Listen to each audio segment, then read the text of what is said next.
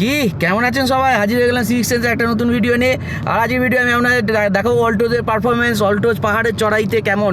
অনেকে 3 cylinder engine নিয়ে ঘাবড়ে যান যে পাহাড়ে চড়তে পারবে কি না, হবে কি না। দেখুন আমরা গাড়িতে এখন রয়েছে, আমি রয়েছি, মিসেস রয়েছে, বাচ্চা রয়েছে, আর প্রচুর লাগে রয়েছে, কারণ আমরা উত্তরাখণ্ড ট্যুরে এসেছি আর এখন আমরা চড়াই চড়ছি।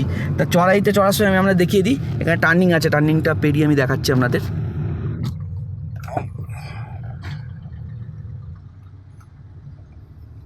এই দেখুন চড়াই, ঠিক আছে, চড়াই।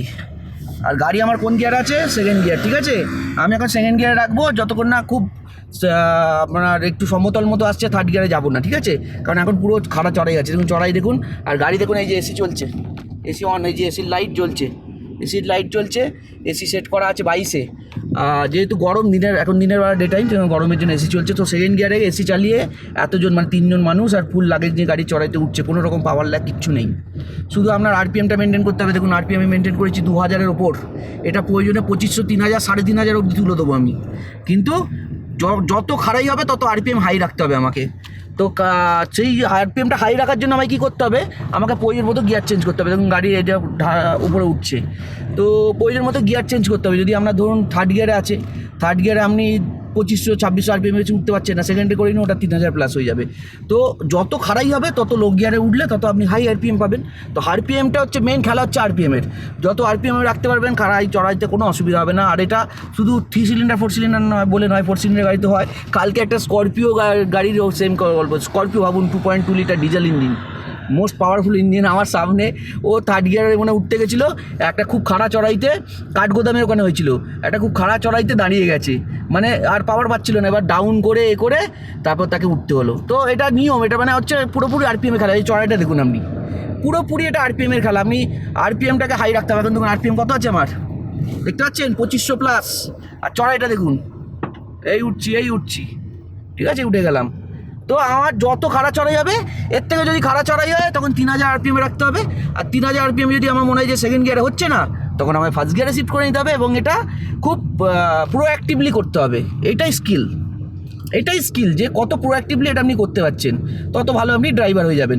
তো এখানে আমি থার্ড গিয়ার এঙ্গেজ করতে পারি, কিন্তু যেহেতু আমি ক্যামেরা করছি ওই কারণে আমি থার্ড গিয়ারে দিচ্ছি না, কারণ থার্ড গিয়ারে যেহেতু আপনার ইঞ্জিনটা একটু খুলে যাবে, স্পিড একটু বেড়ে যাবে। আর যেহেতু টার্নিং, এখানে সাফ টার্ন আছে, উত্তরাখণ্ডের রাস্তা কিন্তু যথেষ্ট ন্যারো আর খুব সাফ টার্ন। এই জায়গাটা একটু চওড়া, কিন্তু বাকি টার্নের জায়গাগুলো অনেক জায়গায় খুব ন্যারো টার্ন আছে। যেমন এই একটা টার্ন আসছে। তো এখন আমরা উপরে উঠে গেছি, দেখুন উল্টো দিক থেকে গাড়ি আসছে, দেখুন, দেখলে বুঝতে পারবেন। গাড়িগুলো দেখুন, তাহলে রাস্তার চওড়া কতটা বুঝতে পারবেন, ঠিক আছে। তো খুব একটা চওড়া রাস্তা নয়, এটা আগে গিয়ে আরও শুরু হয়ে যাবে রাস্তা, কিন্তু এখানে মোটামুটি তাও ঠিক আছে। এই রাস্তাটা তাও চওড়া বলতে ভালোই চওড়া আছে এখানটা, বলবো আমি। মাঝখানে কিছু কিছু জায়গায় খুব সরু পেয়েছিলাম আমরা, সেই জায়গাগুলো স্টিপও খুব স্টিপ ছিল, এবং এই হচ্ছে ব্যাপার। তো এইভাবে আপনারা করতে পারেন। দেখুন চড়াইয়ে দেখুন অল্টোতে কোনো অসুবিধা হয়নি। কালকে আমি কাঠগোদাম থেকে খুব হাইটে উঠেছিলাম, কারণ আমরা যারা এই রুটে এসছেন, কাঠগোদাম থেকে যদি আপনি ভীমতালে ওঠেন, জানেন হঠাৎ করে কতটা হাইট গেন হয়, ভীমতাল কতটা হাইট আছে। আর হঠাৎ করে এটা মানে আপনি ভীমতাল ডিস্টেন্স বেশি না, কাঠগোদাম থেকে হয়তো 17-18-20 কিলোমিটার। এই 17-20 কিলোমিটার ডিস্টেন্সে আপনি কাঠগোদাম নিচে, সেখান থেকে প্রায় আপনি 5,500 ফিট হাইট গেইন করে নেন।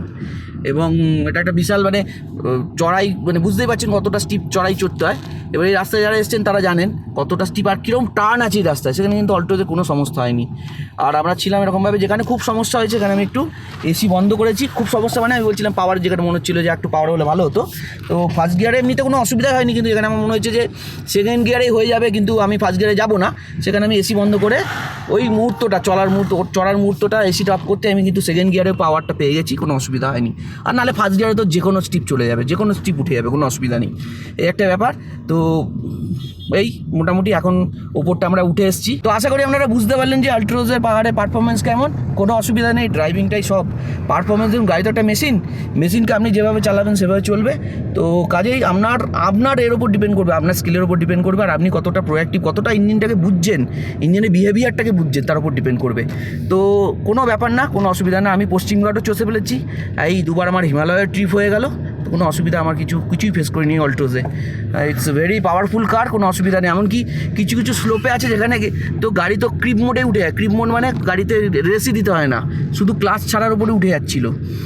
মোটামুটি হালকা ফুলকা 10 ডিগ্রি, ধরুন 10 ডিগ্রি 12-15 ডিগ্রি আপনার ইনক্লিনেশন। ফার্স্ট গিয়ার বা সেকেন্ড গিয়ারে আপনার ক্লাচ ছাড়লে, ধীরে ধীরে ক্লাচ ছাড়লে ক্লাচে উঠে যাচ্ছিলো।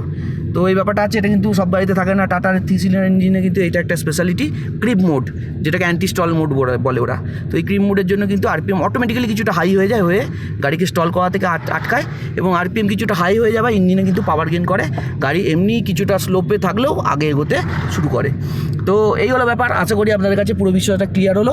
আবার দেখা হবে সিভিক সেন্সের আগামী একটা এপিসোডে। সঙ্গে থাকবেন, ভালো থাকবেন, ধন্যবাদ।